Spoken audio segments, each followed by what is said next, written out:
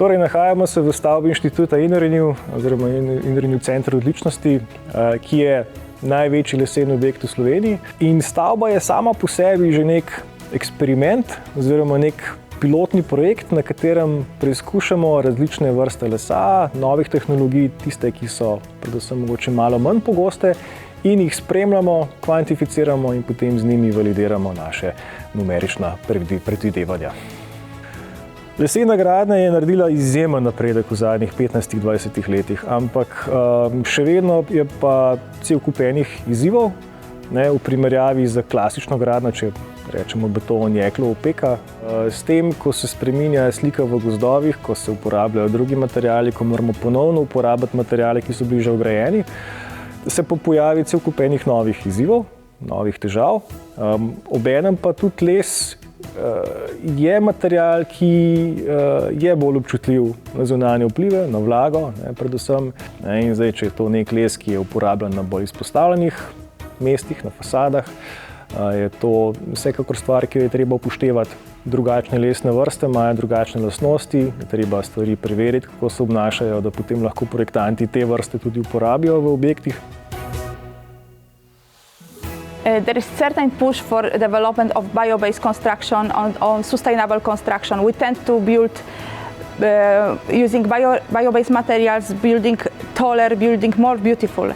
However, any materials which are exposed outside will change. We cannot control the weathering process, which is affecting any materials, but we can somehow help the materials to define good protection system. And this is what we are trying to do in our project. So here I went a bit out of the box and I'm trying to develop living coating system, which is not existing in the commercial applications. And also to apply this coating system for protection of different materials, not only wood, which was like my main material, but also on the concrete, stone, metal, plastics, and so on. And the overall goal is to have coatings which are living, so embedding the living fungal cells, therefore they can regenerate, self-heal and bioremediate, and also all the components are entirely bio-based. Kot najbrž veste, je v bistvu ta prva ideja za bio-based coating prišla ne da se je nekdo recimo kar spomnil, ampak v bistvu iz opazovanja. Se pravi, opazili so, da če pustijo zunaj les z oljem, bodo se določene glive naselile, ki ga bodo pravzaprav zaščitile. In mi verjamemo, da najbrž lahko takih opazovanj naredimo še veliko, tako da v tej fazi v bistvu raziskujemo, kakšne glive najdemo na različnih materialih, ki so potencialni gradbeni, les, kamen, plastika, kovina.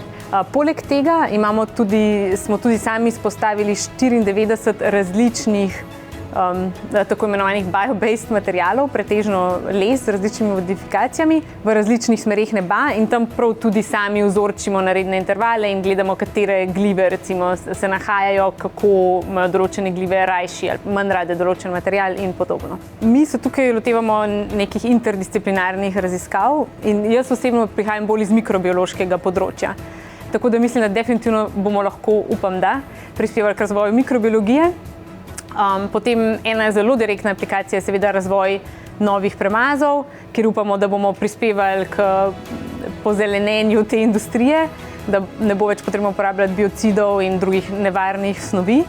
Kar je pa morda tudi pomembno na malo višjem konceptualnem nivoju, je to razumevanje, da lahko delamo z naravo, da niso glive nekaj, česar se moramo vedno bati, ali pa mogoče tudi drugi mikroorganizmi, ampak da jih lahko izkoristimo.